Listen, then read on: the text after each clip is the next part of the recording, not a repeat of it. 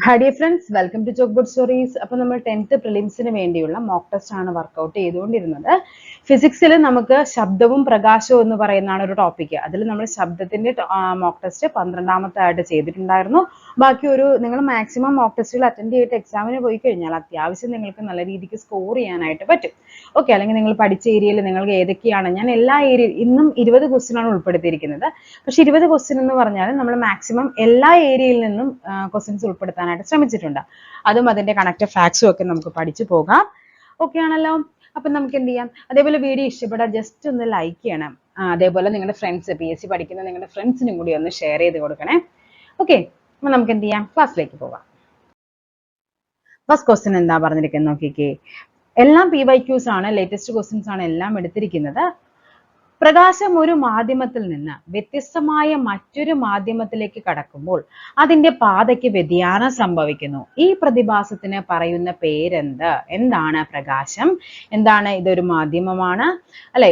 ഇത് പുറത്ത് വേറൊരു മാധ്യമമാണ്. ഇവിടെ നിന്ന് ഇങ്ങനെ വരുമ്പോഴേക്കും ഇവിടെ എന്താണ് നമ്മൾ നോർമൽ എന്ന് പറയും. ഇവിടെ നിന്ന് ഇങ്ങോട്ടേക്ക് കയറുമ്പോൾ ഒന്നുകിൽ ഇതിനോട് അടുത്ത് വരും, അല്ലെങ്കിൽ എന്തായിരിക്കും സംഭവിക്കുന്നത്? ഇങ്ങനെ വന്നു കഴിഞ്ഞാൽ ഇതിനോട് എന്ത് ചെയ്യും? ഇങ്ങനെ പോകേണ്ട രശ്മി ഇങ്ങനെ അകന്നു പോകും. അതായത് പ്രകാശത്തിന്റെ മാധ്യമത്തിന് വ്യത്യാസം സംഭവിക്കുന്നു അല്ലെ, ഒരു ചരിവ് സംഭവിക്കുന്നു. ഇതിനെ പറയുന്ന പേരെന്ത്? എന്താണിത്? ഇതിനെയാണ് നമ്മൾ അപവർത്തനം എന്ന് പറയുന്നത്. ഓക്കെ, അപവർത്തനം.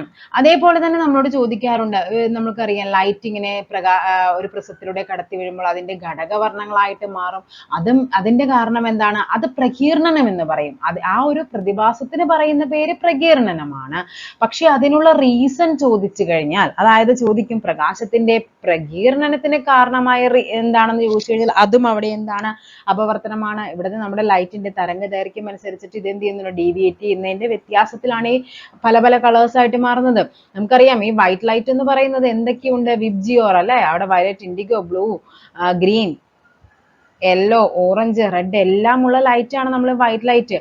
അത് ഇവിടെ നിന്ന് കറക്റ്റ് അത് വിബ്ജിയോർ ആയിട്ട് സ്പ്ലിറ്റ് ചെയ്യുന്നത് അതിന്റെ വയലറ്റിന്റെ തരംഗദൈർഘ്യം, ഇൻഡിഗോയുടെ എല്ലാം വ്യത്യസ്തമായത് കൊണ്ടാണ്. അപ്പൊ ആ ഒരു പ്രതിഭാസം പ്രകീർണനമാണ്. ആ ഒരു പ്രതിഭാസത്തിന് കാരണമാകുന്നത് എന്താണ്? അത് അപവർത്തനമാണ്. ഓക്കെ ആണല്ലോ? ഇനി എന്താണ് നമുക്ക് പറയാറുണ്ട്? നക്ഷത്രങ്ങൾ മിന്നിത്തിളങ്ങാനുള്ള കാരണം എന്താണ്? അത് അപവർത്തനമാണ്. കാരണം ഇപ്പൊ നമ്മളിവിടെ അതൊക്കെ നമ്മൾ ക്ലാസ്സിൽ നമ്മൾ ഡീറ്റെയിൽ ആയിട്ട് പറഞ്ഞിട്ടുണ്ട് SCRT ക്ലാസ്സുകളിൽ. അതായത് നമുക്കറിയാം ഇത് നമ്മുടെ ഭൂമിയാണ്. നമ്മുടെ അന്തരീക്ഷത്തിന് ഇങ്ങനെ കുറേ ലെയേഴ്സ് ഉണ്ട്. ഓരോ ലെയറിന്റെയും ഡെൻസിറ്റി, സാന്ദ്രത എന്ന് പറയുന്നത് വ്യത്യാസമായിരിക്കും. അപ്പൊ ഇവിടെ ഒരു നക്ഷത്രം നിൽക്കുവാണ്. ഈ നക്ഷത്രത്തിൽ നിന്ന് വരുന്ന ലൈറ്റ് ഈ ഒരു ലൈനിൽ വന്നു. അവിടെ നിന്ന് എന്താണ്? ഇത് നോർമൽ ആണ്. ഇത് ചെറുതായിട്ട് ചിലപ്പോൾ ഒന്ന് അകന്നായിരിക്കും, അല്ലെങ്കിൽ ഇങ്ങനെ മാറി വരും. അത് ഇവിടെ വന്നു, അത് വീണ്ടും എന്ത് ചെയ്യും? ഇങ്ങനെ വരും. അത് വീണ്ടും അടുത്തു. അങ്ങനെ ഇതിങ്ങനെ വന്നുകൊണ്ടാണ് നമ്മുടെ ഇവിടെ നിൽക്കുന്ന ഒരാളുടെ കണ്ണിലേക്ക് അത് വരുന്നത്. അപ്പൊ എന്ത് സംഭവിക്കും? നമുക്ക് ഇങ്ങനെ കാണുമ്പോൾ നമുക്ക് ആ നക്ഷത്രം മിന്നിത്തിളങ്ങുന്നതായിട്ട് തോന്നും. അതിനുള്ള കാരണം, നക്ഷത്രങ്ങൾ മിന്നിത്തിളങ്ങുന്നതിനുള്ള കാരണവും അപ്പൊ എന്താണത്? അപവർത്തനമാണ്. ഓക്കെ ആണല്ലോ? അപവർത്തനം. ഇനി അതേപോലെ തന്നെ നമ്മൾ പറയുന്നുണ്ട്, ഒരു ഗ്ലാസ്സിൽ നമ്മൾ നിറച്ച് വെള്ളം എടുത്ത് വെച്ചു. ആപ്ലിക്കേഷൻ ലെവൽ ആയിരിക്കും കേട്ടോ ക്വസ്റ്റ്യൻസ് ഒക്കെ വരുന്നത്. വെള്ളം നിറച്ച് വെച്ചിട്ട് ഇതിന്റെ അടിയിൽ നമ്മളൊരു കോയിൻ ഇട്ടു. ആ കോയിൻ നേരെ താഴെയാണ് പോയി മുട്ടുന്നത്. പക്ഷേ ആ കോയിൻ നമ്മൾ കാണുന്നത് നമ്മൾ ഇത്തിരി ഇങ്ങനെ പൊങ്ങിയായിട്ട് ഇവിടെയായിട്ട് ആ കോയിൻ കാണും. അതിന്റെ റീസൺ എന്താണ്? അതും അപവർത്തനമാണ്. കാര്യം നമ്മുടെ കണ്ണിൽ നിന്ന് ഇവിടെ വരും അല്ലെ, ഇതിൽ നിന്ന് വരുന്ന ലൈറ്റ് ഇതിങ്ങനെ വന്ന് ഇത് ചെറിയൊരു ഡീവിയേഷൻ സംഭവിച്ചിട്ടാണ് നമ്മുടെ കണ്ണിലേക്ക് വരുന്നത്. അതേപോലെ തന്നെ എന്താണ്? സൂര്യോദയത്തിന് അല്പം മുൻപ് അല്ലെങ്കിൽ സൂര്യോദയത്തിന് ശേഷം എന്ത് കാണാൻ പറ്റും? നമുക്ക് സൂര്യപ്രകാശം കാണാൻ പറ്റും അല്ലെ. സൂര്യൻ അസ്തമിച്ചു കഴിഞ്ഞു, പക്ഷെ കുറച്ചു നേരത്തേക്ക് സൂര്യപ്രകാശം നമുക്ക് കാണാൻ പറ്റും. അതിനുള്ള റീസണും എന്താണ്? അപവർത്തനമാണ്. പിന്നെ നമുക്ക് പറയാം, ഒരു ഗ്ലാസ്സിലേക്ക് നമുക്ക് ഇതിട്ട് വഴിയത്തില്ലേ, നമ്മുടെ പെന്നൊക്കെ ഇട്ട് കഴിയുമ്പോഴേക്കും ഒടിഞ്ഞിരിക്കുന്നതായിട്ട് തോന്നുന്നതും വളഞ്ഞിരിക്കുന്നതായിട്ട് തോന്നുന്നതും എല്ലാം റീസൺ എന്താണ്? അപവർത്തനമാണ്. നെക്സ്റ്റ് നോക്കാം. വജ്രത്തിലൂടെയുള്ള പ്രകാശത്തിന്റെ വേഗത എത്രയെന്നാണ് ചോദിച്ചിരിക്കുന്നത്. വജ്രം. ഓക്കെ, അപ്പൊ വജ്രം അതേപോലെ തന്നെ പല സാധനത്തിന്റെയും ഇങ്ങനെ നമുക്ക് പ്രകാശത്തിന്റെ വേഗത വെച്ച് നമുക്ക് പഠിക്കാനുണ്ട്. നമുക്കറിയാം ശൂന്യതയിൽ പ്രകാശത്തിന്റെ വേഗത എത്രയാണ്? ശൂന്യതയിൽ അത് 3 × 10⁸ m/s ആണ് ശൂന്യതയിൽ വരുന്നത്. 2.25 × 10⁸ m/s ആണ് ജലത്തിലെ പ്രകാശത്തിന്റെ വേഗത എന്ന് പറയുന്നത്. ഇനി അടുത്ത ഏതാണ് 2 × 10⁻⁷ എന്ന് പറയുന്നത് ഗ്ലാസ്സിലെ പ്രകാശത്തിന്റെ വേഗതയാണ്. 1.25 × 10⁸ എന്ന് പറയുന്നത് വജ്രത്തിലെ പ്രകാശത്തിന്റെ വേഗതയാണ്. അപ്പൊ ഇതെല്ലാം പഠിച്ചു വെച്ചോ. കാര്യം ഇത് നാലും SCERT ടെക്സ്റ്റ് ബുക്കിൽ തന്നിട്ടുള്ളതാണ്. ശൂന്യതയിൽ 3 × 10⁸ ആണ്, വജ്രത്തിലാണെങ്കിൽ 2.25 ആണ്, ഗ്ലാസ് ആണെങ്കിൽ 2 ആണ്, പിന്നെ 10⁸ അതും കൂടി ഒന്ന് ഓർത്തിരിക്കണം. വജ്രമാണെങ്കിൽ 1.25 ആണ്. എങ്കിൽ ചോദിക്കട്ടെ, പ്രകാശിക സാന്ദ്രത ഏറ്റവും കുറവ് ചോദിച്ചാൽ എവിടെയായിരിക്കും? ഈ തന്നിരിക്കുന്നതിൽ സാന്ദ്രത ഏറ്റവും കുറവ് ഏതാണ്? ഏറ്റവും കൂടുതൽ വേഗത എവിടെയാണോ അവിടെയാണ് സാന്ദ്രത കുറവ്. അതായത് ഒരു മാധ്യമത്തിലൂടെ കടന്നു പോകുമ്പോൾ അതിന്റെ വേഗതയെ സ്വാധീനിക്കുന്നതിനെയാണ് നമ്മൾ പ്രകാശത്തിന്റെ സാന്ദ്രത എന്ന് പറയുന്നത്. അപ്പൊ പ്രകാശിക സാന്ദ്രത കൂടിയ മാധ്യമത്തില് വേഗത കുറവായിരിക്കും. അപ്പൊ ഇവിടെ ഏറ്റവും കൂടുതൽ സാന്ദ്രത ഏതിനായിരിക്കും? സാന്ദ്രത കൂടുതൽ അല്ലെ, സാന്ദ്രത കൂടുതൽ വജ്രത്തിനായിരിക്കും. സാന്ദ്രത ഏറ്റവും കുറവ് എവിടെയായിരിക്കും? ശൂന്യതയിലായിരിക്കും. അതായത് പ്രകാശത്തിന്റെ സാന്ദ്രതയും നമ്മുടെ ഈ പറയുന്ന വേഗതയും എന്താണ്? ഇൻവേഴ്സ്ലി പ്രൊപ്പോർഷണൽ ആണ്, വിപരീത അനുപാതമാണ്, ഇൻവേഴ്സ്ലി പ്രൊപ്പോർഷണൽ.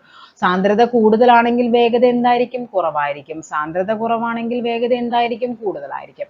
അപ്പൊ ചോദിക്കുമ്പോൾ ഓർത്തിരിക്കുക, പ്രകാശത്തിന്റെ വേഗത ഏറ്റവും കൂടുതൽ ശൂന്യതയിലാണെങ്കിൽ പ്രകാശത്തിന്റെ സാന്ദ്രത ഏറ്റവും കുറവ് എവിടെയായിരിക്കും? ശൂന്യതയിലാണ്. ഓക്കെ ആണല്ലോ. അപ്പൊ ഈ ഒരു നാലും പഠിച്ചു വെക്കണം, ടെക്സ്റ്റ് ബുക്ക് ഫാക്ട് ആണ്. ഇനി ഈ പ്രകാശം ഏറ്റവും വേഗതയിൽ സഞ്ചരിക്കുന്നത് ശൂന്യതയിലാണ് നമുക്ക് പറഞ്ഞു അല്ലെ. അത് കണ്ടെത്തിയത് ആരാണ്? അത് കണ്ടെത്തിയത് ലിയോൺ ഫുക്കാൾട്ട് ആണ്. ആരാണ്? Leon Foucault. പ്രകാശം ഏറ്റവും വേഗത്തിൽ സഞ്ചരിക്കുന്നത് ശൂന്യതയിലാണെന്ന് കണ്ടെത്തിയത് ലിയോൺ ഫുക്കാൾട്ട് ആണ്. അതേപോലെ തന്നെ വ്യത്യസ്ത മാധ്യമത്തിലൂടെ പ്രകാശം സഞ്ചരിക്കുമ്പോൾ വ്യത്യസ്ത വേഗതയാണെന്ന് കണ്ടെത്തിയതും ആരാണ്? ഈ പറയുന്ന ലിയോൺ ഫുക്കാൾട്ട് തന്നെയാണ്. ഓക്കെ ആണല്ലോ. നെക്സ്റ്റ് നോക്കാം. ഗോളീയ ദർപ്പണത്തിന്റെ ഫോക്കസ് ദൂരവും എഫ്, ആ ദർപ്പണത്തിന്റെ വക്രത ആരവും തമ്മിലുള്ള ബന്ധമെന്ത്? അതായത് നമുക്ക് പഠിക്കാനുണ്ട് R = 2F എന്ന് പറയുന്ന ഒരു ഇക്വേഷൻ. ഇതിനെയാണ് നമ്മൾ ആ ഒരു സമവാക്യവുമായിട്ട് ബന്ധപ്പെട്ട് ഒത്തിരി പ്രോബ്ലംസ് നമുക്ക് പരീക്ഷയ്ക്ക് ചോദിക്കാറുണ്ട്. നിങ്ങൾ ഈ ഒരു സമവാക്യം പഠിച്ചു വെച്ചാൽ ഇതുമായിട്ട് ബന്ധപ്പെട്ട് നമുക്ക് രണ്ടെണ്ണമാണ് പഠിക്കാനുള്ളത്. ഒന്ന് ഇതും പിന്നെ ഒന്ന് പവർ കണ്ടുപിടിക്കാനുള്ളതും. ഓക്കെ, അപ്പൊ R = 2F എന്ന് വരും. ഇവിടെ എന്താണ്? ദർപ്പണത്തിന്റെ ഫോക്കസ് ദൂരം കണക്കാക്കാന് ഇതെന്താണ്? ഫോക്കസ് ദൂരമാണ്. ഫോക്കസ് R എന്ന് പറഞ്ഞാൽ റേഡിയസ് ഓഫ് കർവേച്ചർ. R എന്താണ്? റേഡിയസ് ഓഫ് കർവേച്ചർ, വക്രത ആരം എന്ന് പറയുന്നത്. വക്രത ആരം. ഓക്കെ, F എന്താണ്? ഫോക്കസ് ദൂരം അഥവാ ഫോക്കൽ ലെങ്ത് എന്ന് പറയും. ഓക്കെ, അപ്പൊ ഇവിടെ എന്താ പറഞ്ഞിരിക്കുന്നത്? R = 2F, ഇതാണ് നമ്മുടെ ജനറൽ ഇക്വേഷൻ. അപ്പൊ നമുക്ക് ഇവിടെ എന്ത് വരണം? നമുക്ക് F = അല്ലേ തന്നിരിക്കുന്നത്. അപ്പൊ R = 2F ആണെങ്കിൽ R/2 ആയിരിക്കും എന്ത്? F എന്ന് പറയുന്നത്. ഈ റിലേഷൻ ഏതാണ്? ഓപ്ഷൻ എ ആണ് ആൻസർ ആയിട്ട് വരേണ്ടത്. ഓക്കെ, ഇത് നമ്മുടെ കഴിഞ്ഞ യൂണിവേഴ്സിറ്റി LGSന്റെ പ്രിലിംസിന് ചോദിച്ച ക്വസ്റ്റ്യൻ ആയിരുന്നു. 5th ഫേസിൽ ചോദിച്ച ഒരു ക്വസ്റ്റ്യൻ ആയിരുന്നു. ഓക്കെ ആണല്ലോ. നെക്സ്റ്റ് നോക്കാം. ഒരു കോൺകേവ് ദർപ്പണത്തിന്റെ വക്രതാ ദൂരം 20 ആണ്. വക്രതാ ദൂരം, റേഡിയസ് ഓഫ് കർവേച്ചർ തന്നിട്ടുണ്ട്, 20 സെന്റിമീറ്റർ ആണെന്ന് പറഞ്ഞു. അങ്ങനെയാണെങ്കിൽ അതിന്റെ ഫോക്കസ് ദൂരം എത്രയെന്നാ ചോദിച്ചിരിക്കുന്നത്. അപ്പൊ എന്താ ചെയ്യേണ്ടത്? F = എന്ത് ചെയ്യണം? F = R/2 ചെയ്താൽ മതി. വക്രതാ ദൂരമാണ് തന്നിരിക്കുന്നത്. എത്ര? 20. F = R/2 ചെയ്യണം. ഇവിടെ എന്താണ്? 20 സെന്റിമീറ്റർ ഡിവൈഡഡ് ബൈ 2 എന്ന് വരും. അപ്പോൾ ഇവിടെ ആൻസർ എത്രയാണ്? 20/2 10 സെന്റിമീറ്റർ. പിന്നെ നിങ്ങൾ ശ്രദ്ധിക്കണം, ഇവിടെ സെന്റിമീറ്ററിലാണ്, ഇവിടെ എല്ലാം തന്നിരിക്കുന്നത് സെന്റിമീറ്ററിലാണോ എന്ന് കൂടി നോക്കണം. ചിലപ്പോൾ മീറ്ററിലൊക്കെ തന്ന് നമ്മളെ കൺഫ്യൂഷൻ ആക്കും. അപ്പൊ ഇവിടെ എന്താണ് ആൻസർ? 10 സെന്റിമീറ്റർ ആണ്. അങ്ങനെയാണെങ്കിൽ ഞാൻ ചോദിക്കട്ടെ, ഒരു ബസിന്റെ കഴിഞ്ഞ അസിസ്റ്റന്റ് സെയിൽസ്മാൻ ചോദിച്ച ക്വസ്റ്റ്യൻ ആണ്. റിയൽ വ്യൂ മിററായി ഉപയോഗിക്കുന്ന കോൺവെക്സ് ദർപ്പണത്തിന്റെ ഫോക്കസ് ദൂരം F എന്ന് പറയുന്നത് 0.5 മീറ്റർ ആണെന്ന് തന്നു. എന്നിട്ട് അവർ ചോദിക്കുന്നു അതിന്റെ വക്രത ആരം കണ്ടുപിടിക്കാനാണ് ചോദിക്കുന്നത്. R. അപ്പൊ നമ്മൾ പഠിക്കുന്നത് എങ്ങനെയാണ്? R = 2F ആണല്ലോ. അപ്പൊ ഇവിടെ എന്ത് വരും? 2 × 0.5, അതായത് എത്ര വരും? 10 എന്ന് വരും അല്ലെ. ഇനി എന്ത് ചെയ്യണം? ഒരു ഡിജിറ്റ് മാറ്റി പോയിന്റ് ഇടണം. സോ 1.0, അതായത് 1 മീറ്റർ ആണ് അതിന്റെ റേഡിയസ് ഓഫ് കർവേച്ചർ എന്ന് പറയുന്നത്. ഓക്കെ ആണല്ലോ. അപ്പൊ ഫോക്കസ് ദൂരവും റേഡിയസ് ഓഫ് കർവേച്ചറും രണ്ടും അങ്ങോട്ടും ഇങ്ങോട്ടും തിരിച്ചും മറിച്ചും ചോദിക്കാം. പിന്നെ ചോദിച്ച ക്വസ്റ്റ്യൻ ആണ്, LDCയുടെ മെയിൻസിന് ചോദിച്ചതാണ്. റിയർ വ്യൂ മിററിന്റെ വക്രത ആരം റേഡിയസ് ഓഫ് കർവേച്ചർ 12 ആണെങ്കിൽ ഫോക്കസ് ദൂരം എത്രയെന്ന്. എന്താ ചെയ്യേണ്ടത്? R/2 ചെയ്താൽ മതി. അപ്പൊ എത്ര വരും? 6 എന്ന് വരും. 6 മീറ്ററോ സെന്റിമീറ്ററോ എന്തോ ആയിക്കോട്ടെ, ഇവിടെ നമുക്ക് മീറ്ററിലാണ് വന്നിരുന്നത്. അപ്പൊ ഇവിടെയും എന്ത് വരും? മീറ്ററിൽ വരും. ഓക്കെ ആണല്ലോ. നെക്സ്റ്റ് നോക്കാം. ഒരു കോൺകേവ് ദർപ്പണത്തിൽ പ്രകാശരശ്മി പതിക്കുമ്പോൾ 30 ഡിഗ്രി പതന കോൺ ഉണ്ടാകുന്നു എങ്കിൽ പ്രതിപതന കോൺ എത്രയെന്നാണ് ചോദിച്ചിരിക്കുന്നത്. 30 ഡിഗ്രി പതന കോൺ. ഓക്കെ ആണല്ലോ. അപ്പൊ ഇവിടെ എന്താ വരേണ്ടതെന്ന് നോക്കുക. നിങ്ങൾ പഠിച്ചു വെച്ചു, ഇതിന്റെ ആൻസർ എത്രയാണ്? 30 ആണ്. അതായത് നമുക്കൊരു ദർപ്പണത്തില് അല്ലെ, പ്രകാശത്തെ നമുക്ക് എന്താണ് ദർപ്പണം എന്ന് പറഞ്ഞാൽ ക്രമമായി പതിക്കുന്നത്. നമുക്ക് വിസരിത പ്രതിഫലനം ഒക്കെ പറയുന്നുണ്ട്. അതായത് ഇതെന്താണ്, ഇങ്ങനെ വന്ന് വീഴുന്ന ഒരു സാധനം കറക്റ്റ് പോകുന്നതിനെയാണ് ക്രമമായ പ്രതിപതനം എന്ന്, അല്ലെ, ക്രമമായ പ്രതിപതനം എന്ന് പറയുന്നത്. അങ്ങനെയാണെങ്കിൽ വിസരിതം എന്താണ്? അതായത് ഇവിടെ നിന്ന് ഇങ്ങനെ ഒരു ലൈറ്റ് വന്നു, ഇതെല്ലാം ഇങ്ങോട്ട് ഇങ്ങനെ കറക്റ്റ് ആയിട്ട് പോകാതെ ഇവിടെ നിന്ന് ഇങ്ങനെ വന്നു കഴിഞ്ഞാൽ അത് തോന്നുന്ന പോലെ ഇങ്ങോട്ട് തോന്നുന്ന പോലെയൊക്കെ പോകും. അതിനെയാണ് വിസരിത പ്രതിപതനം എന്ന് പറയുന്നത്. ഓക്കെ ആണല്ലോ. ഇനി നമ്മൾ പറയുന്നു, ഇങ്ങനെ ഒരു ലൈറ്റ് വന്നു കഴിഞ്ഞാൽ ഇതിനെ പറയുന്ന പേരാണ് എന്ത്? പതന കിരണം അഥവാ ഇൻസിഡന്റ് റേ എന്ന് പറയും. എന്താണ്? പതന കിരണം. ഇതിലേക്ക് വന്ന് പതിക്കുന്നതിനെ പതന കിരണം എന്ന് പറയും. അങ്ങനെയാണെങ്കിൽ അതിൽ നിന്ന് പോകുന്നതിനെ എന്തായിരിക്കും പറയുന്നത്? ഇതിനെയാണ് R എന്ന് പറയും. അതായത് റിഫ്ലക്റ്റഡ് റേ എന്ന് പറയും. ഓക്കെ, എന്താണത്? പ്രതിപതന കിരണം. ഇത് തമ്മിലുള്ള ആംഗിൾ ആണ് ചോദിച്ചിരിക്കുന്നത്. ഓക്കെ ആണല്ലോ, ഇങ്ങോട്ട് വരുന്നതും പോകുന്നതും. അപ്പൊ നിങ്ങൾ പഠിച്ചു വെച്ചോ, എന്താണ് ഈ പതന രശ്മി, അതേപോലെ തന്നെ പ്രതിപതന രശ്മി, പതന ബിന്ദുവിൽ വരയ്ക്കുന്ന ഈ ഒരു ലംബം, ഇതെല്ലാം എന്തായിരിക്കും? ഒരേ പ്രതലത്തിലായിരിക്കും. അങ്ങനെയാണെങ്കിൽ ഈ പറയുന്ന പതന കോണും പ്രതിപതന കോണും എപ്പോഴും തുല്യമായിരിക്കും. ചിലപ്പോൾ ഇതിന്റെ 30 മാറ്റി അവർ 60 ചോദിക്കും. ഓക്കെ, 60 ഡിഗ്രി ചോദിച്ചു കഴിഞ്ഞാൽ നിങ്ങൾ പറയാൻ പറ്റണം 60 ഡിഗ്രി ആണെങ്കിലും അവിടെ എന്താണ് വരേണ്ടത്? എത്രയായിരിക്കും? അവിടെയും 60 ഡിഗ്രി ആണെങ്കിൽ പ്രതിപതനവും എന്തായിരിക്കും? 60 ഡിഗ്രി തന്നെയായിരിക്കും. ഓക്കെ, നെക്സ്റ്റ് നോക്കാം. ലെൻസിന്റെ ഫോക്കസ് ദൂരവും പവറും തമ്മിലുള്ള കാണിക്കുന്ന സമവാക്യം. ഓക്കെ, ഇതാണ് ഞാൻ നേരത്തെ പറഞ്ഞ അടുത്ത ഇക്വേഷൻ എന്ന് പറയുന്നത്. പിന്നെ ഉള്ളത് 1/u = ആ ഒരു ഇക്വേഷൻ കൂടി ഉണ്ട്, 1/f = 1/f. അങ്ങനെ അത് പക്ഷേ പറയാൻ പറ്റില്ല, നമുക്ക് ഇതിലേക്ക് ചോദിക്കുവാന്ന് അറിയില്ല. നമുക്കത് ലെൻസുമായിട്ട് ബന്ധപ്പെട്ട ഒരു ഇക്വേഷൻ കൂടി ഉണ്ട്. ലെൻസിന്റെ ഫോക്കസ് ദൂരവും ദർപ്പണത്തിന്റെ ഫോക്കസ് ദൂരവും ഒക്കെ കണ്ടുപിടിക്കാനായിട്ട് 1/f = 1/v - 1/u എന്നൊക്കെ പറഞ്ഞു. ഇത് ലെൻസ് ആയിരിക്കുവേ, ലെൻസിനാണ് മൈനസ് വരുന്നത്. ലെൻസ് ദർപ്പണമാണെങ്കിൽ, ദർപ്പണത്തിന്റെ ഫോക്കസ് ദൂരമാണെങ്കിൽ 1/f = 1/v + 1/u എന്ന് പറഞ്ഞ ഇക്വേഷൻ ഉണ്ട്. v എന്ന് പറയുന്നത് ഒബ്ജക്റ്റിലേക്കുള്ള ഡിസ്റ്റൻസ്, u എന്ന് പറയുന്നത് എന്താണ്, നമ്മുടെ പ്രതിഫലിച്ച് കിട്ടുന്ന ആ ഒരു ഇമേജിലേക്കുള്ള ഡിസ്റ്റൻസ് ആണ് വരേണ്ടത്. സോറി, v ആണ് പ്രതിബിംബത്തിലേക്ക് കേട്ടോ, v ആണ് പ്രതിബിംബം, തിരിഞ്ഞു പോകരുത്. v പ്രതിബിംബത്തിലേക്കും u എന്ന് പറയുന്നത് വസ്തുവിലേക്കുള്ള ദൂരം, ആ മിററിൽ നിന്നുള്ള. അങ്ങനെ ഒരു ഇക്വേഷൻ കൂടി ഉണ്ട്. ഡീറ്റെയിൽ ആയിട്ട് അത് ചിലപ്പോൾ നിങ്ങൾക്ക് ഈ ഒരു മെയിൻസിന് നമുക്ക് പ്രതീക്ഷിക്കാം അതിൽ നിന്നുള്ള ക്വസ്റ്റ്യൻ. പറയാൻ പറ്റില്ല, വേണമെങ്കിൽ ഇങ്ങനെ വേണമെങ്കിൽ കയറി ചോദിക്കാം. അതിന്റെ ക്വസ്റ്റ്യൻ ഞാൻ ആഡ് ചെയ്തിട്ടുണ്ടെങ്കിൽ ഞാനത് എക്സ്പ്ലെയിൻ ചെയ്ത് തരാവേ. അല്ലെങ്കിൽ ജസ്റ്റ് ഞാൻ ആ ഒരു ലിങ്ക് ഇട്ടിരിക്കാം. ആ ക്ലാസ്സിൽ ഞാൻ ഇതുമായിട്ട് ബന്ധപ്പെട്ടുള്ള സകല പ്രോബ്ലംസും പറഞ്ഞിട്ടുണ്ട്. ആ ക്ലാസ്സിൽ ഞാൻ വ്യക്തമായിട്ട് അതെല്ലാം പറയുന്നുണ്ട്. അത് ജസ്റ്റ് ഒന്ന് കയറി കണ്ടു നോക്കിയാൽ മതി. അപ്പൊ നമുക്ക് ഇതിലേക്ക് വരാം. ഒരു ലെൻസിന്റെ ഫോക്കസ് ദൂരം എഫും പവർ പിയും തമ്മിലുള്ള ബന്ധം എന്തെന്നാണ് ചോദിച്ചിരിക്കുന്നത്. അപ്പൊ എന്താണ് പവർ എന്ന് പറയുന്നത്? ഒരു ലെൻസ് എന്ന് പറയുമ്പോൾ നമുക്കറിയാം, ഒന്നുകിൽ അല്ലെ, ഇതിനെ എന്താ പറയുന്നത്? കോൺവെക്സ് ലെൻസും ഇങ്ങനെ വരുന്ന ലെൻസിനെ പറയുന്നത് കോൺകേവ് ലെൻസ് ആണ്. കേവ് എന്ന് പറഞ്ഞാൽ ഗുഹയല്ലേ, കണ്ട, ഗുഹ പോലെ വരയ്ക്കുന്നതാണെങ്കിൽ കേവ് ആയിരിക്കും, ഓർത്തിരിക്കുക. ഓക്കെ, ഇതിനെ പറയുന്ന മറ്റൊരു പേരാണ് അവതല ലെൻസ്. അതും കൂടി ഒന്ന് പഠിച്ചു വെക്കണേ. അവതലമാണ്. ഇവിടെ എന്താണ് വരുന്നത്? ഇത് ഉത്തല ലെൻസ്. ഉത്തലം ചിലപ്പോൾ അങ്ങനെയൊക്കെ പരീക്ഷയ്ക്ക് കയറി ചോദിച്ചു കഴിഞ്ഞാൽ നിങ്ങൾക്ക് അറിയാൻ പറ്റാതെ വരരുത്. ഉത്തലം എന്ന് പറഞ്ഞാൽ കോൺവെക്സ് ആണ്, അവതലം എന്ന് പറഞ്ഞാൽ അവിടെ എന്താണ്? നമ്മുടെ കോൺകേവ് ആണ്. ഇനി നമ്മുടെ ദീർഘദൃഷ്ടിയില്ലേ, ഹൈപ്പർമെട്രോപ്പിയ, അവിടെ ഉപയോഗിക്കുന്നത് കോൺവെക്സ് ആണ്. അതും കൂടി ഒന്ന് പഠിച്ചു വെക്കണേ. ദീർഘദൃഷ്ടി പരിഹരിക്കാൻ ഉപയോഗിക്കുന്ന ലെൻസ് ഏതെന്ന് ചോദിക്കാം. അത് ഏതാണ്? കോൺവെക്സ് ആണ്. ഇതാണെങ്കിൽ ഏതാണ്? ഹ്രസ്വദൃഷ്ടിയാണെങ്കിൽ അവിടെ എന്താണ്? അവതല ലെൻസ്, മയോപ്പിയ എന്ന് പറയും. അത് കോൺകേവ് ആണ്. ഓക്കെ ആണല്ലോ. ഇനി നമുക്ക് ക്വസ്റ്റ്യനിലേക്ക് വരാം. അപ്പോൾ ഇവിടെ പവറും തമ്മിലുള്ള ബന്ധം P = എന്താണ്? 1/f ആണ്. അതായത് ഫോക്കസ് ദൂരത്തിന്റെ വിൽക്രമമാണ് പവർ എന്ന് പറയുന്നത്. ഓക്കെ, പവർ അളക്കാനുള്ള യൂണിറ്റ് എന്താണ്? അതിനെ ഡയോപ്റ്റർ എന്ന് പറയും. എന്താണ്? ഡയോപ്റ്റർ. ഡി ആണ് അതിന്റെ യൂണിറ്റ് എന്ന് പറയുന്നത്. ഇനി ഒന്നും കൂടി ഓർത്തിരിക്കുക. അപ്പൊ ഇവിടെ P = 1/f അല്ലേ? ഓപ്ഷൻ എ ആണ് ആൻസർ. ഇനി കോൺവെക്സ് ആണെങ്കിൽ, കോൺവെക്സ് ലെൻസ് ആണെങ്കിൽ അതിന്റെ പവർ എന്ന് പറയുന്നത് പോസിറ്റീവ് ആയിരിക്കും. കോൺകേവ് ആണെങ്കിൽ പവർ എന്ന് പറയുന്നത് നെഗറ്റീവ് ആയിരിക്കും. ഇതും കൂടി ഒന്ന് ഓർത്തിരിക്കുക. കാര്യം ചിലപ്പോൾ ആൻസർ ഇപ്പൊ അടുത്ത ക്വസ്റ്റ്യൻ കാണുമ്പോൾ നിങ്ങൾക്ക് ഇത് മനസ്സിലാകും. ചിലപ്പോൾ ക്വസ്റ്റ്യൻ ചോദിച്ചിട്ട് അവർ ആൻസറിൽ ഇപ്പൊ 5D ആണ് ആൻസർ എങ്കിൽ അവർ -5D തരും, +5D തരും. അപ്പൊ ഒന്ന് ഓർത്തിരിക്കുക, കോൺവെക്സ് ആണെങ്കിൽ പുറത്തേക്ക് തള്ളിയിരിക്കുന്നതാണല്ലോ, അപ്പൊ അത് കുറേയും കൂടി സ്പേസ് ഉണ്ട്, പോസിറ്റീവ് ആയിരിക്കും. കോൺകേവ് ഇടുങ്ങിയതാണ്, അങ്ങനെ ഓർത്തിരിക്കുക, നെഗറ്റീവ് ആണ്, ഭയങ്കര നെഗറ്റീവ് ആണ്, നെഗറ്റീവ് അങ്ങനെ ചിന്തിച്ച് വെക്കുക. ഓക്കെ, നെക്സ്റ്റ് നോക്കാം.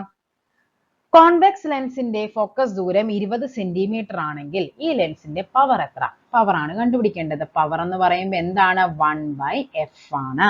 ഇതിൽ ഒരു കാര്യവും കൂടി നിങ്ങൾ ഓർത്തിരിക്കുക. ഈ 1/f പറഞ്ഞിട്ട് നിങ്ങൾ 1/20 എന്ന് എഴുതി ചെയ്യരുത്.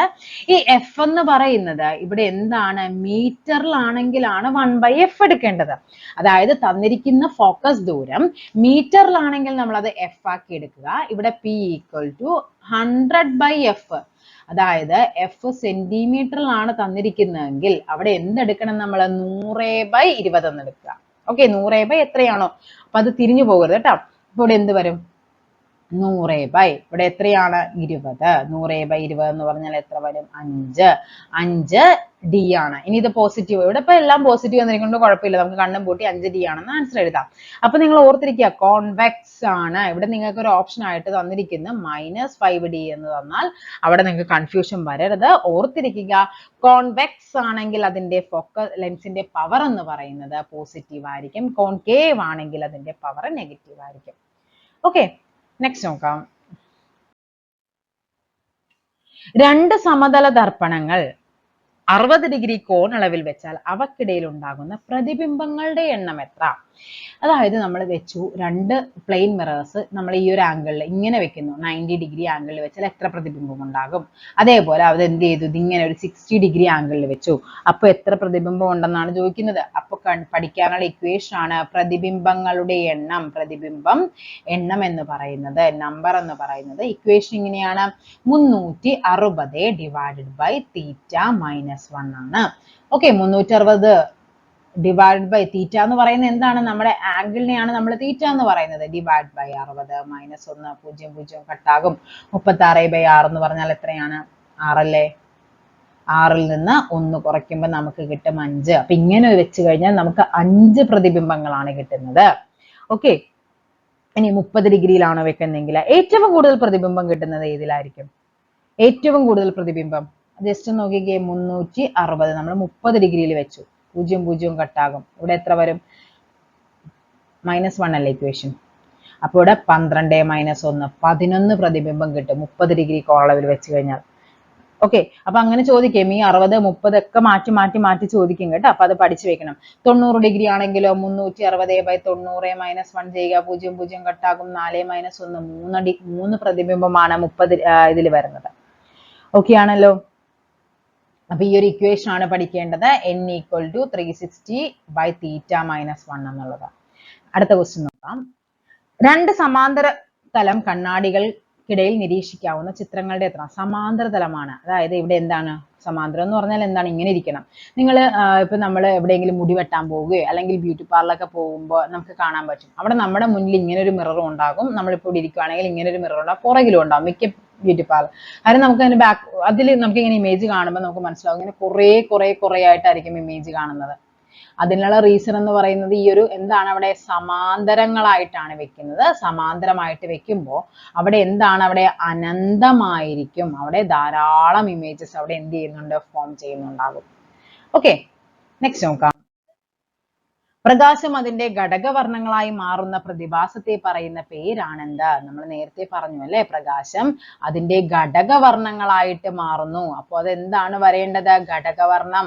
ഘടകവർണ്ണങ്ങളായിട്ട് മാറുന്നതിനുള്ള റീസൺ നമ്മൾ പറഞ്ഞു, അതെന്താണ്? അപവർത്തനമാണ്. അതിന്റെ പേരാണെന്ത്? പ്രകീർണനം എന്ന് പറയുന്നത്. പ്രകീർണനം. അപ്പൊ പ്രകാശത്തിന്റെ പ്രതിഭാസങ്ങൾ എന്ന് പറയുന്ന ഒരു സെക്ഷനിലാണ് നമുക്ക് ഈ ഒരു കാര്യങ്ങളൊക്കെ വരുന്നത്. നമ്മുടെ മഴവില്ല് ഉണ്ടാകാനുള്ള റീസൺ എന്താണ്? പ്രകീർണനമാണ്. ഓക്കെ, മഴവില്ല്. അതേപോലെ തന്നെ എന്താണ്? ഇനി മറ്റു പൂർണ്ണാന്തരിക പ്രതിപതനം എന്ന് പറഞ്ഞാൽ എന്താണ്? പ്രകാശം ഒന്നിൽ തട്ടിയിട്ട് വീണ്ടും വീണ്ടും വീണ്ടും വീണ്ടും വീണ്ടും എന്ത് ചെയ്യുന്നുണ്ട്? ഇങ്ങനെ കണ്ടുകൊണ്ടിരിക്കും നമ്മൾ. അതിനെയാണ് നമ്മൾ പൂർണ്ണാന്തരിക പ്രതിപതനം എന്ന് പറയുന്നത്.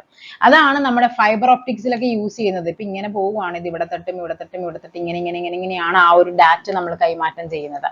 അതിനെ പറയുന്ന പേരെന്താണ്? പൂർണ്ണാന്തരിക പ്രതിപതനം. ഓക്കെ, അതേപോലെ തന്നെ നമുക്ക് ചോദിക്കാറുണ്ട്, മരുഭൂമികളിൽ നമുക്ക് മരീചിക അല്ലെ, മിറാഷ് എന്ന് പറഞ്ഞാൽ എന്താണ്? നമ്മുടെ മരുഭൂമിയിൽ ദൂര സ്ഥലങ്ങളിൽ നമുക്ക് എന്താണ് ഇങ്ങനെ വെള്ളം കിടക്കുന്നതായിട്ട് നമുക്ക് ഫീൽ ചെയ്യും. അതിനുള്ള റീസണും എന്താണ്?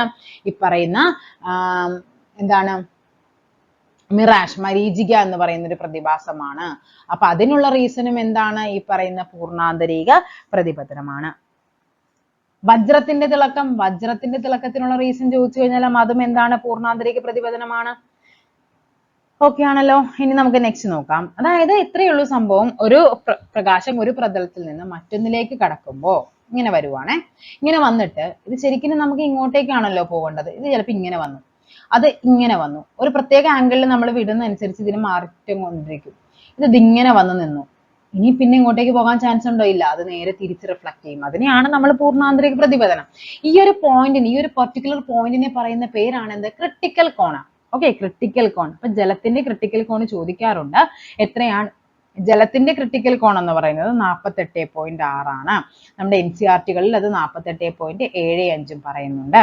ഓക്കെ, അതേപോലെ ഗ്ലാസ് ആണെങ്കിലോ, ഗ്ലാസിന്റെ ക്രിട്ടിക്കൽ കോൺ എന്ന് പറയുന്നത് 42 ഡിഗ്രി ആണ്. അതായത് ഇങ്ങനെ നമ്മളൊരു 42 ഡിഗ്രി അളവിൽ ഞാൻ എന്ത് ചെയ്തു? ഇൻസിഡന്റ് റേ അല്ലെ, അത് വിട്ട് കഴിഞ്ഞു കഴിഞ്ഞാൽ ഇത് എന്ത് ചെയ്യും? തിരിച്ചത് റിഫ്ലക്ട് ചെയ്ത് പോകും. അതിനെയാണ് നമ്മൾ എന്ത് പറയുന്നത്? പൂർണ്ണാന്തരിക പ്രതിപതനം എന്ന് പറയുന്നത്. ഓക്കെ ആണല്ലോ. നമ്മൾ ചികിത്സാ രംഗത്ത് നമ്മൾ എൻഡോസ്കോപ്പിക്കൊക്കെ ഉപയോഗിക്കുന്നത് ഈ പറയുന്ന ഇതാണ് കേട്ടോ, ഈ പൂർണ്ണാന്തര പ്രതിപതനമാണ്. തരംഗദൈർഘ്യം ഏറ്റവും കൂടുതൽ ഉള്ള നിറം ഏതെന്ന്? ഓക്കെ, അപ്പൊ തരംഗദൈർഘ്യം എന്താണ്? തരംഗദൈർഘ്യം നമുക്കറിയാം.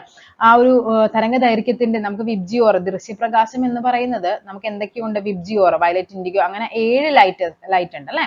അതിൻ്റെ ഉള്ളില് ദൃശ്യപ്രകാശത്തിന്റെ തരംഗദൈർഘ്യം ചോദിച്ചു കഴിഞ്ഞാൽ അത് 400 മുതൽ 700 വരെയാണ്. ഓക്കെ, അപ്പോൾ നമുക്ക് പഠിച്ചു വെക്കാം. വയലറ്റ് ആണെങ്കിൽ ഏകദേശം 400 മുതൽ 400 നാനോമീറ്റർ ആണ്, 440 നാനോമീറ്റർ വരെ ആയിരിക്കും. നെക്സ്റ്റ് വരുന്നത് 440 മുതൽ എവിടെയാണ്? 460 വരെയാണ്. നെക്സ്റ്റ് വയലറ്റ് കഴിഞ്ഞാൽ പിന്നെ എന്താണ്? ഇൻഡിഗോ. നെക്സ്റ്റ് വരുന്നത് ബ്ലൂ. ബ്ലൂവിനാണെങ്കിൽ 460 മുതൽ 500 നാനോമീറ്റർ വരെയാണ്. ഇവിടെയാണെങ്കിൽ 500 to 570 ആണ്. Violet, IndiGo, blue. അടുത്ത ഏതാണ് വരേണ്ടത്? Green, yellow, orange, red. Okay, ഇവിടെ എത്ര വരും? 570 മുതൽ 590 വരെ വരും. ഇവിടെ എത്രയാണ്? 590 മുതൽ ഇവിടെ 620 വരെ വരും. ഇവിടെ 620 മുതൽ 700 വരെ വരും. അപ്പൊ ചോദിച്ചിരിക്കുന്നത് തരംഗദൈർഘ്യം ഏറ്റവും കൂടുതലുള്ള നിറം. ഇവയിൽ തന്നിരിക്കുന്നവയിലാണ്, ചിലപ്പോൾ തന്നിരിക്കുന്നതില് ഇങ്ങനെ ചോദിക്കും. താഴെ തന്നിരിക്കുന്നവയിൽ തരംഗദൈർഘ്യം ഏറ്റവും കൂടുതൽ എന്ന് ചോദിച്ചിട്ട് ഈ ചുവപ്പിന് പകരം അവർ എന്ത് ചെയ്യുന്നുണ്ടാകും?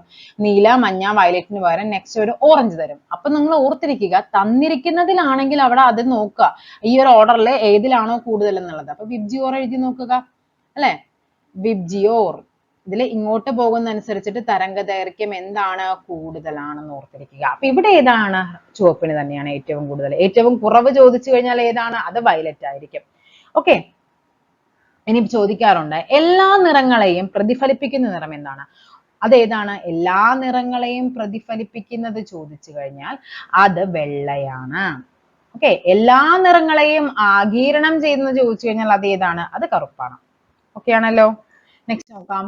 ബഹിരാകാശ സഞ്ചാരി കാണുന്ന ആകാശത്തിന്റെ നിറം എന്ത്? ഒരാൾ ആകാശം നോക്കുമ്പോഴേക്കും അവിടെ എന്താ നമുക്ക് കാണാൻ പറ്റുന്നത്? അത് കറുപ്പ് നിറത്തിലാണ് ആകാശം കാണുന്നത്. ഏതാണ്? കറുപ്പാണ്.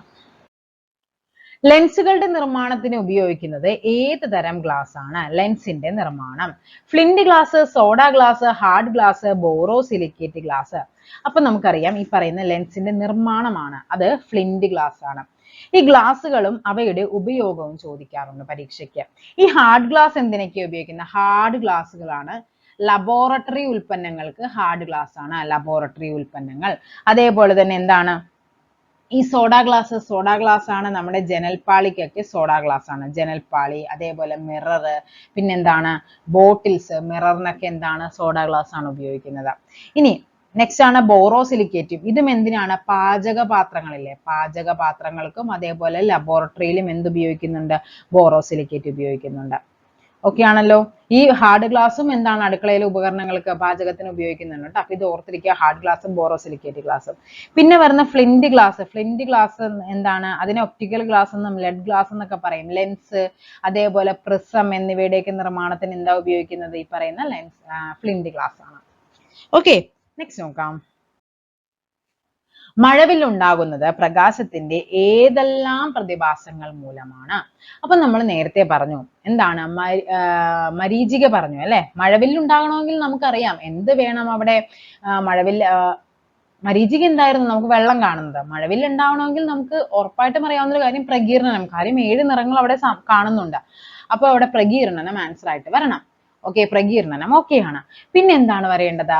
പിന്നെ അവിടെ വരണം അപവർത്തനം. പ്രകീർണനത്തിനുള്ള റീസൺ എന്ന് പറയുന്ന അപവർത്തനമാണല്ലോ. അപ്പൊ അതും വരണം. അപ്പൊ അപവർത്തനവും പ്രകീർണനവും ഉള്ളത് നോക്കാം. അപ്പൊ ഇതല്ല നമുക്ക് മനസ്സിലായി. ഇവിടെ വിസരണമായിട്ട് നമുക്ക് ബന്ധമൊന്നുമില്ല, ഇതല്ല.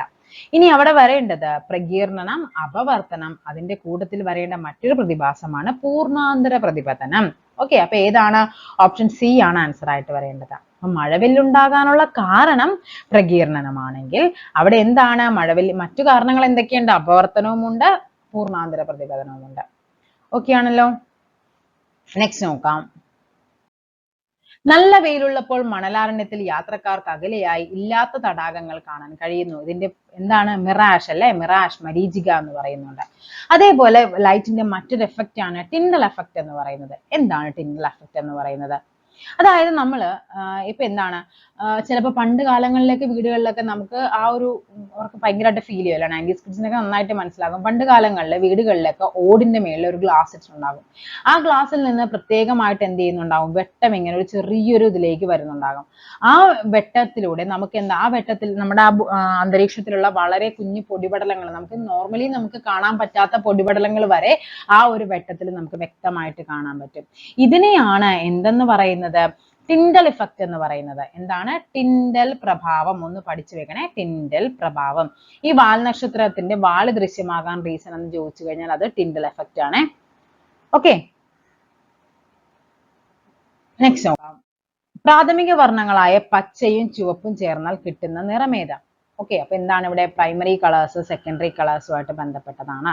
അപ്പൊ പ്രാഥമിക വർണ്ണങ്ങൾ ഏതൊക്കെയെന്ന് ചോദിച്ചാൽ നിങ്ങൾ പഠിച്ചു വെച്ചോ. എന്താണ് നമ്മൾ പഠിക്കുന്നത്? പനിച്ചു എന്ന് പഠിക്കും അല്ലെ. പനിച്ചു ഏതാണ് പ്രാഥമിക വർണ്ണങ്ങൾ? അപ്പോ പച്ചയുണ്ട്, നീലയുണ്ട്, ചുവപ്പുണ്ട്. ഇതാണ് പ്രാഥമിക വർണ്ണങ്ങൾ എന്ന് പറയുന്നത്.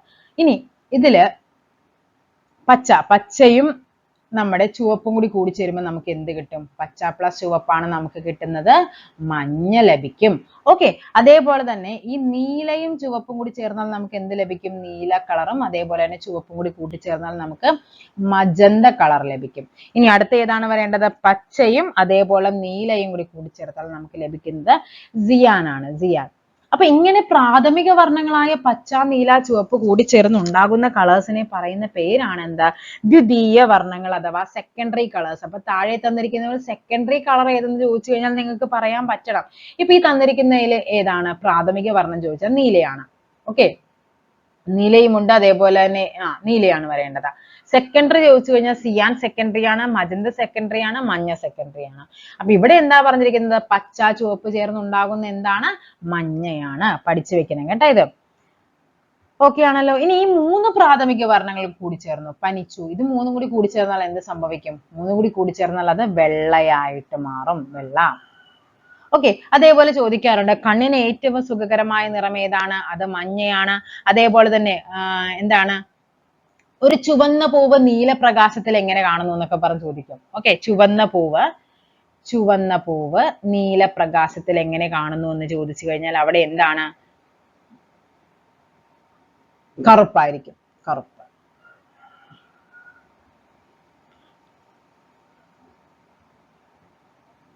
ഓക്കെ, ഇനിയിപ്പോ എന്താണ് പറയുന്നത്? നമ്മൾ നോർമലി മറ്റേ ഈ ഹൈ റേഞ്ച് ഏരിയകളിലൊക്കെ ഓടിക്കുന്ന വണ്ടികളിൽ ഈ ഫോഗ് ലൈറ്റ് അങ്ങനെ ഒരു സംഭവം ഉണ്ടാകും അല്ലെ? അതായത് നമുക്ക് എന്താ പെട്ടെന്ന് ഈ മഞ്ഞിലൂടെയൊക്കെ നമുക്ക് കാണാൻ പറ്റണമെങ്കിൽ അവിടെ ഉപയോഗിക്കുന്നത് മഞ്ഞ കളറായിരിക്കും. അപ്പൊ ചോദിക്കാറുണ്ട് മഞ്ഞുള്ള പ്രദേശങ്ങളിലൊക്കെ സഞ്ചരിക്കുന്ന മോട്ടോർ വാഹനങ്ങളുടെ ഹെഡ്ലൈറ്റുകൾ ഉപയോഗിക്കുന്ന നിറം എന്തെന്ന് ചോദിച്ചു കഴിഞ്ഞാൽ പഠിച്ചു വെച്ചോളാം, അത് മഞ്ഞയായിരിക്കും, മഞ്ഞ. ഓക്കെ ആണല്ലോ. നെക്സ്റ്റ് നോക്കാം. ആകാശത്തിന്റെ നീല നിറത്തിന് കാരണമായ പ്രതിഭാസം എന്താണ് ആകാശം എങ്ങനെയാണ് നമുക്ക് നീല നിറത്തിൽ കാണപ്പെടുന്നത്? ആ പ്രതിഭാസത്തിന് പറയുന്ന പേരാണ് എന്ത്? വിസരണം. വിസരണം അല്ലെ? ഇവിടെ എന്താണ് ഇത്? സ്കാറ്ററിംഗ് എന്ന് പറയും. ഇങ്ങനെ മൊത്തം തട്ടിത്തെറിച്ചൊക്കെ ഇങ്ങനെ വന്നുകൊണ്ടിരിക്കും. ഇതിനെയാണ് നമ്മൾ എന്ത് പറയുന്നത്? വിസരണം എന്ന് പറയുന്നത്. അപ്പൊ ആ വിസരണത്തെ പറ്റി ജസ്റ്റ് നമുക്കൊന്ന് പഠിച്ചു വെച്ചേക്കാം. എന്താണ് വിസരണം എന്ന് പറഞ്ഞാൽ?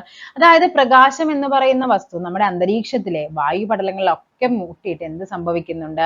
അതിങ്ങനെ ക്രമരഹിതവുമായിട്ട് ഇങ്ങനെ പ്രതിപതിച്ചുകൊണ്ടിരിക്കും. അതിനെയാണ് വിസരണം എന്ന് പറയുന്നത്. ഏറ്റവും കൂടുതൽ വിസരണത്തിന് വിധേയമാകുന്നത് വയലറ്റ് ആണ്. വയലറ്റ്.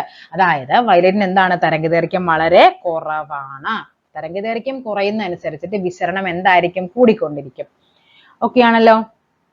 ഇനിയിപ്പോ ചോദിക്കുന്നു, നമ്മുടെ ഉദയാസ്തമയങ്ങളിലൊക്കെ സൂര്യന്റെ ചക്രവാളമൊക്കെ നല്ല ചുവന്ന് കാണുമല്ലോ, അതിലുള്ള റീസൺ ചോദിച്ചാൽ വിസരണമാണ്. സമുദ്രജലം, കടലിലെ ജലം നമുക്ക് നീലയായിട്ട് തോന്നാനുള്ള റീസൺ എന്താണ്? വിസരണമാണ്. ആകാശത്തിന്റെ നിറം നീലയായിട്ട് തോന്നാനുള്ള കാരണം എന്താണ്? വിസരണമാണ്. ഓക്കെ. ഇനി അതേപോലെ തന്നെ നമുക്ക് പഠിക്കേണ്ടതാണ് ആകാശത്തിന് നീല നിറം. നമ്മൾ പറഞ്ഞു ആകാശത്തിന്റെ നീല നിറം വിസരണമാണെന്ന്.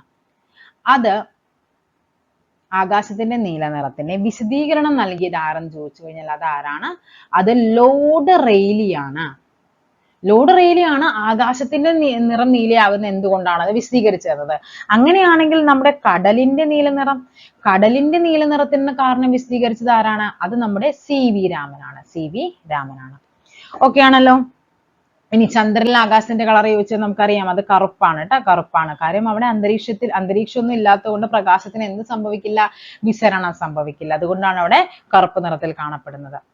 ഓക്കെ. അതേപോലെ തന്നെ ചോദിക്കാറുണ്ട് നമ്മുടെ നിഴലുകൾ ക്രമരഹിതമായിട്ട് കാണപ്പെടുന്നതിന്റെ കാരണം എന്തെന്ന് ചോദിക്കാറുണ്ട്. അതാണ് ഡിഫ്രാക്ഷൻ എന്ന് പറയുന്നത്. ഡിഫ്രാക്ഷൻ അല്ല, ഇത് ഡിഫ്രാക്ഷൻ.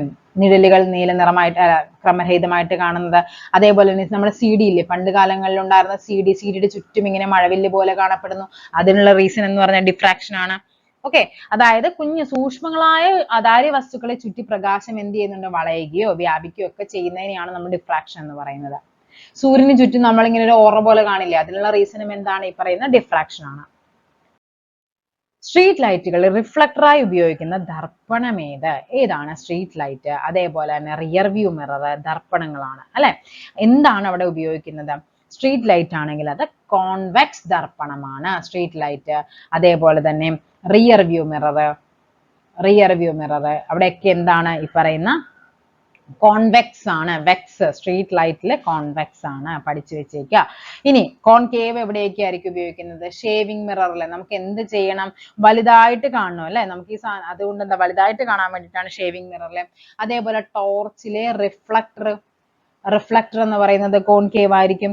അതേപോലെ സിനിമ പ്രൊജക്ടർ നമ്മുടെ മേക്കപ്പ് ചെയ്യാനൊക്കെ യൂസ് ചെയ്യുന്ന മിററില്ലേ, അതൊക്കെ എന്തായിരിക്കും? ഈ പറയുന്ന കോൺകേവ് ആയിരിക്കും. ഓക്കെ ആണല്ലോ. അപ്പൊ എന്തൊക്കെയാണ്? സ്ട്രീറ്റ് ലൈറ്റുകൾ, റിയർ വ്യൂ മിറർ കോൺവെക്സ് ആണ്. വാഹനം ഓടിക്കുമ്പോൾ ഡ്രൈവർക്ക് പിന്നിൽ നിന്ന് വരുന്ന വാഹനങ്ങൾ കാണാൻ കഴിയുന്ന ദർപ്പണം ഏതായിരിക്കും ആ ദർപ്പണം എന്ന് പറയുന്നത്? അത് കോൺവെക്സ് ആണ്. നമ്മൾ പറഞ്ഞു റിയർ വ്യൂ മിററിൽ എന്താണ് ഉപയോഗിക്കുന്നത്? കോൺവെക്സ് ആണ്. അതായത് നമുക്ക് പുറകിൽ നിന്ന് വരുന്ന വാഹനം അതേ വലിപ്പത്തിലാണോ നമ്മൾ കണ്ണാടി കൂടി കാണുന്നത്? അല്ല, ചെറുതായിട്ടാണ് കാണുന്നത്. അപ്പൊ അവിടെ ഏതാണ്? കോൺവെക്സ് ആണ്. കോൺവെക്സ് ദർപ്പണത്തിന്റെ പ്രത്യേകത എന്ന് പറയുന്നത് എന്താണ്? അതിങ്ങനെ പുറത്തേക്ക് തള്ളിയായിരിക്കും ഇരിക്കുന്നത്. അതേപോലെ തന്നെ ചെറുതായിരിക്കും.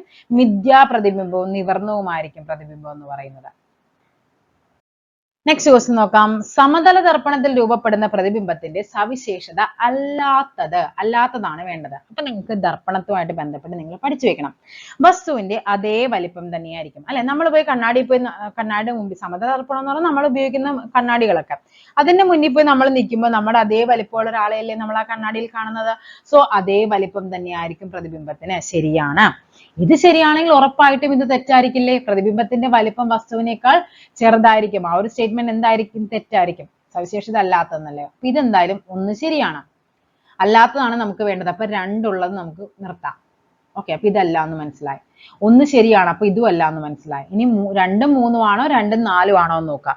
പ്രതിബിംബവും ദർപ്പണവും തമ്മിലുള്ള അകലവും വസ്തുവും ദർപ്പണവും തമ്മിലുള്ള അകലത്തേക്കാൾ കൂടുതലായിരിക്കും. ഓക്കെ, അത് ശരിയാണോ?